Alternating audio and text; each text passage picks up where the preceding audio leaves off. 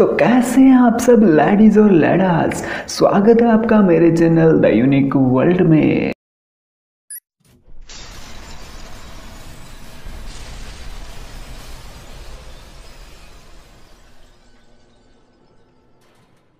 अगर जरा सी भी चेहरे पर मुस्कुराहट आई हो तो वीडियो को पूरी देखना, क्योंकि वीडियो एकदम खतरनाक होने वाली है। क्योंकि आज मैं लेकर आया हूँ आपके सामने एक ऐसे वैज्ञानिक को जिसके दिमाग की पावर कुछ इस हद तक थी कि वो पूरी दुनिया बदल डालने की ताकत रखती थी। और वाकई में उसने पूरी दुनिया बदल ही डाली, क्योंकि आज जिस उजाले के सहारे हम जिंदा हैं वो उजाला उसी की देन है। जी हाँ, मैं बात कर रहा हूँ द ग्रेट साइंटिस्ट, रहस्यमय वैज्ञानिक निकोला टेस्ला की। निकोला टेस्ला का दिमाग कुछ इस तरह चलता था कि वो जो भी आविष्कार अपने दिमाग में सोचते थे उसे कभी भी कागज़ पर नहीं उतारा करते थे, बल्कि उसके एक एक पार्ट को अपने दिमाग के अंदर ही पूरा कर डालते थे और फिर उसे लाते थे इस रियल दुनिया में। टेस्ला को जब एक अच्छी नौकरी मिली तो वो मिली बल्ब वाले भैया थॉमस एडिसन की कंपनी में। और उस समय एडिसन का दौर जोरों शोरों पर था, क्योंकि एडिसन ने डीसी करंट की खोज की थी।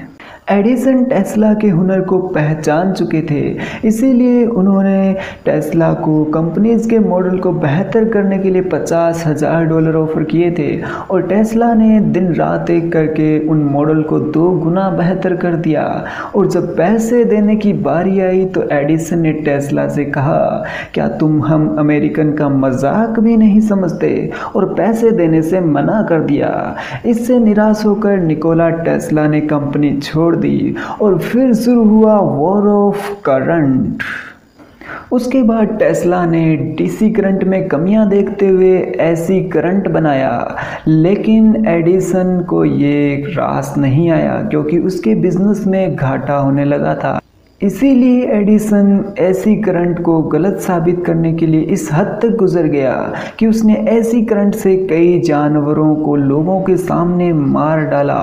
और लोगों को लगने लगा कि एसी करंट तो बेहद खतरनाक है, और नेगेटिविटी चारों ओर फैल गई। लेकिन समय के साथ लोग समझ गए कि कौन बेहतर है, इसीलिए आज हमारे घरों में बिजली सप्लाई के रूप में एसी करंट ही आता है, जो कि बेहद सस्ता होता है डीसी करंट से।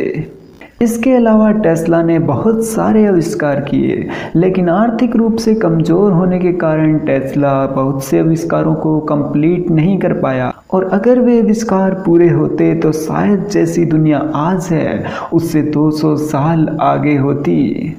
जिसमें से हम कुछ आविष्कारों की बात करने वाले हैं। डेथ रे, ये एक ऐसा उपकरण था जो एक ही फायर में 250 मील की दूरी से 10,000 विमानों को एक साथ चकनाचूर कर सकता था। लेकिन उस समय सरकार ने परमाणु बम में ज़्यादा इंटरेस्ट दिखाया और इस तरफ किसी ने कोई ध्यान नहीं दिया, जिस कारण इसे बंद करना पड़ा।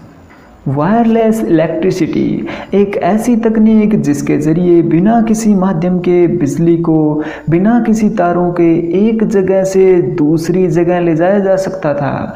लेकिन कुछ बिजनेस माइंडेड लोगों ने इसे भी पूरा नहीं होने दिया, क्योंकि अगर ये बनता तो पूरी दुनिया में फ्री बिजली सप्लाई होती और उनका बिजनेस बिल्कुल ठप पड़ जाता। अर्थवेव, टेस्ला ने एक ऐसा उपकरण बना डाला था जिसमें भूकंप लाने तक की ताकत थी, लेकिन इसके गलत उपयोग के डर से टेस्ला ने इसे भी तोड़ दिया। और इसका उपयोग एक बार टेस्ला ने किया था, जिससे टेस्ला के आसपास की ज़मीनें और सब कुछ हिलने लगा था। और एक हल्का सा अर्थवेव भी आया, जिसके चलते पुलिस वहां आई, लेकिन टेस्ला ने किसी को कुछ नहीं बताया। सुपरसोनिक एयरक्राफ्ट, ये ऐसे यान थे जो हम स्काई फाई मूवी में देखा करते हैं। अगर ये कंप्लीट होते तो आज हमारी दुनिया स्काई फाई मूवी जैसी होती, लेकिन आर्थिक मदद न मिलने से इसे भी बंद करना पड़ा, वरना आज हम एक अलग ही दुनिया में जी रहे होते।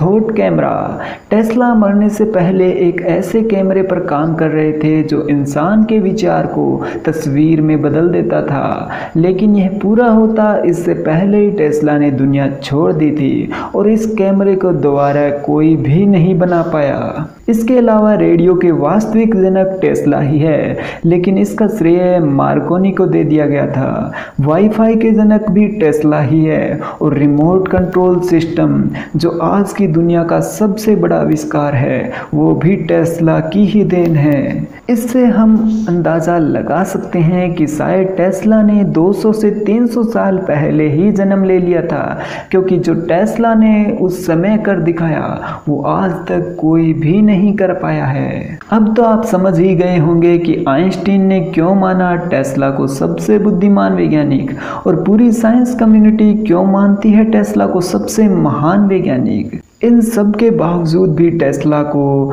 नोबेल पुरस्कार कभी नहीं दिया गया, लेकिन टेस्ला को फेराडे की कुर्सी सम्मान में दी गई थी जो आज तक कोई भी वैज्ञानिक हासिल नहीं कर पाया।